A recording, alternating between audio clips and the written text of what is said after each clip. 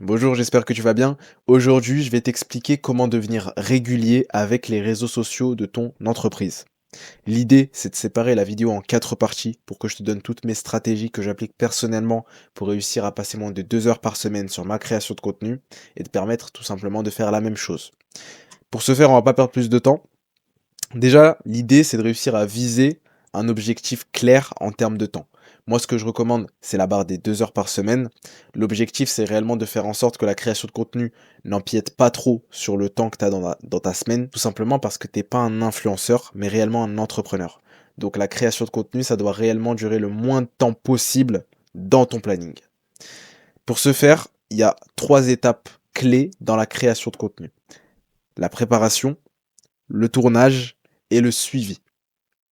Dans le côté préparation, concrètement, ce que ça inclut, c'est la préparation des sujets et la préparation des scripts, si jamais il y en a.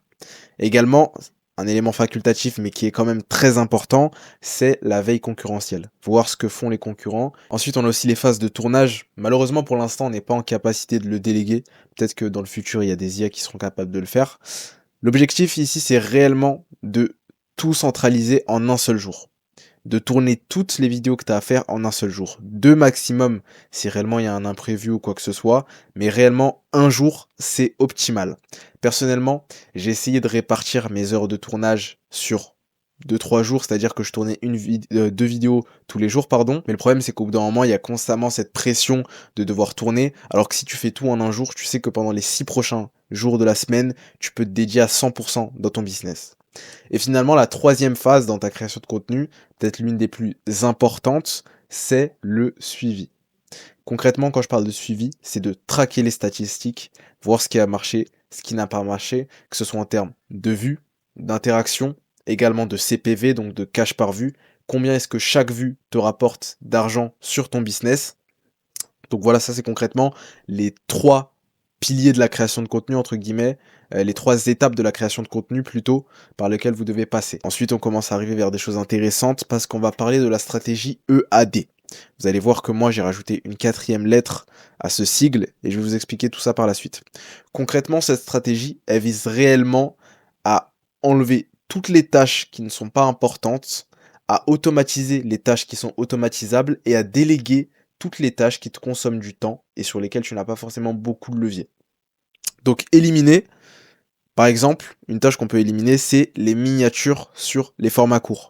Quand je vous parle de miniatures, c'est concrètement les couvertures présentes quand on arrive sur les pages Instagram ou pages TikTok. C'est des choses qui n'ont littéralement aucun impact, à moins que ce soit le branding, mais quand on commence sur les réseaux, c'est pas 80-20. C'est-à-dire que ce ne sont pas les 20% d'efforts qui vont apporter le plus de résultats. Pour le début, ce serait limite une perte de temps. Ensuite, automatiser ce qui est automatisable, donc le post de contenu. Il y a des logiciels qui vous permettent de placer vos vidéos et tout simplement de les poster automatiquement sur vos comptes. D'ailleurs, ne faites pas confiance à tous les logiciels parce que j'en ai testé pas mal et je sais qu'il y en a certains qui bug tout simplement. Donc il y a un jour où j'ai mis tout simplement 16 vidéos déjà prêtes et il a tout posté en 2 heures. Donc faites très attention à ça.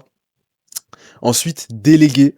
L'objectif, c'est de déléguer toutes les tâches qui prennent du temps. Ici, il n'y a pas de secret. Le montage, c'est une tâche qui demande énormément de temps, d'énergie, d'investissement mental tout simplement.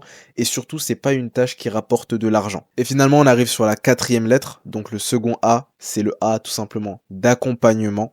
L'objectif, c'est réellement de réussir à se faire accompagner pour toutes les tâches à haut levier, mais que tu ne maîtrises pas encore. Donc des tâches pour lesquelles tu n'as pas encore les compétences. Par exemple, j'imagine que si tu es sur cette vidéo, c'est parce que tu maîtrises pas réellement les réseaux sociaux, ou en tout cas, tu n'arrives pas à en avoir l'usage que tu souhaiterais avoir. Donc, te faire accompagner dans ce domaine, ce serait très pertinent, notamment dans la mise en place d'une stratégie pour faire en sorte que tous les posts que tu vas faire aient un objectif clair. L'idée avec l'accompagnement, c'est réellement de ne pas perdre de temps. D'ailleurs, si jamais tu veux que je jette un coup d'œil sur ton business ou que je te donne un avis dessus pour t'indiquer un petit peu dans quelle direction tu devrais aller, n'hésite pas, ajoute-moi sur WhatsApp, je te mets mon lien juste en dessous, tu peux m'ajouter pour qu'on discute, il n'y a pas de pression, hein. Vraiment, si jamais tu as des questions à me poser, n'hésite pas et j'y répondrai avec plaisir.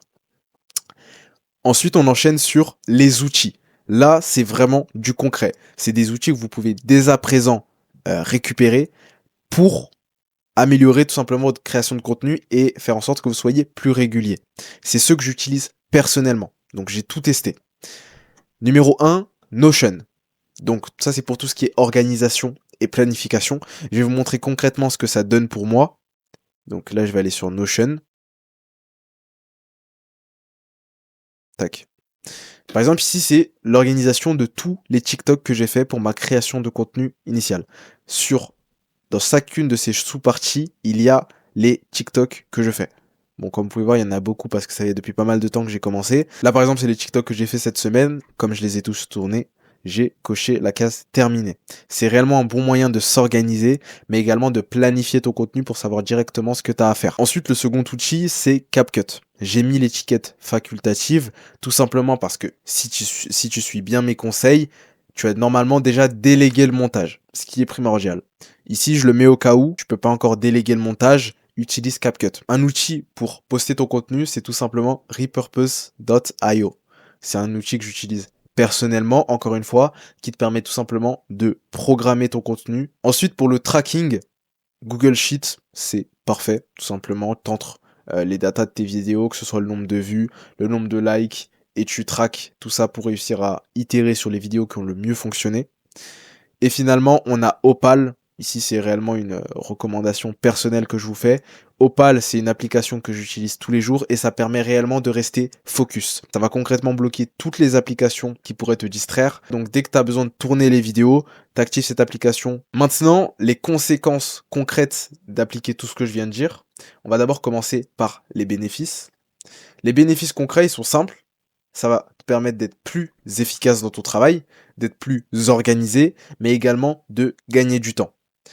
Ce qui est bien, c'est que c'est un système durable sur le long terme. Enfin, moi, personnellement, ça va faire bientôt 2 ans que j'applique ce système à la lettre et j'ai l'impression de gagner énormément de temps. Ensuite, côté organisation, tu auras plus de clarté mentale. Et finalement, quand je parle de gain de temps, c'est que le temps que tu attribues actuellement à ta création de contenu, si tu suis bien tout ce que j'ai dit, il sera normalement divisé par 2, au minimum. On va voir le coût de tout ce que je viens de dire. Donc, ça, c'est réellement pour te montrer la réalité des conseils que je viens de te donner. Même si tu appliques tout ce que j'ai dit, tu auras des côtés bénéfiques, mais en revanche, tu vas quand même devoir fournir des efforts. Numéro 1, c'est le temps investi. La vérité, c'est que tu vas quand même passer entre 5 et 10 heures par semaine, selon si tu fais le montage toi-même ou pas. Et quand je dis 5 ou 10 heures, c'est qu'ici on parle de quelqu'un qui a une stratégie de contenu claire, qui veut réellement obtenir des résultats et qui applique ce que je dis. C'est pas quelqu'un qui s'occupe simplement de poster des vidéos au hasard. Parce que là, sinon, c'est facile, on passe moins d'une heure, mais en revanche, on n'a pas de résultats. Donc, si réellement vous voulez obtenir des résultats, il faudra compter entre 5 et 10 heures par semaine en appliquant tout ce que je viens de dire. Et finalement, la charge mentale, en fait, vous allez passer énormément de temps hors de votre zone de génie. Donc, ce sera des tâches qui vont pas directement vous rapporter de l'argent. Si vous savez pas faire, surtout sur les réseaux sociaux, ça peut s'avérer compliqué pour être rentable sur le temps que vous investissez sur les réseaux. Et finalement, en fait, ça va demander beaucoup de compétences à apprendre. Que ce soit en termes de préparation de sujets, en termes de copywriting pour la préparation des scripts, en termes de tracking pour les vidéos, ça consomme beaucoup de temps et c'est des compétences qu'il faut apprendre. La réalité, c'est que le système et les conseils que je viens tout juste de te donner, ils vont te servir pour gagner du temps et être plus efficace dans ta création de contenu. La question que tu dois te poser, c'est est-ce qu'en tant qu'entrepreneur, tu dois réellement allouer autant de temps dans la création de contenu? Est-ce que c'est réellement ce que tu dois faire sur la prochaine année, sur les 2 prochaines années pour ton business? Ou est-ce qu'au contraire, tu vas appliquer la stratégie EAD et te faire accompagner. En tout cas, ce qui est sûr, c'est que peu importe ce que tu décides de faire, moi, je te laisse mon WhatsApp personnel en description de la vidéo. Si jamais tu as besoin à quelconque instant de m'envoyer un message pour obtenir des conseils sur la manière d'optimiser ton temps, ou alors si tu veux tout simplement connaître la méthode que je propose pour littéralement te permettre de passer moins de 2 heures par semaine sur ta création de contenu, n'hésite pas, envoie-moi un message et dans tous les cas, je me ferai un plaisir de voir comment est-ce que moi et mon équipe on peut t'aider. Sur ce, je te souhaite une excellente journée et on se retrouve en message privé pour discuter.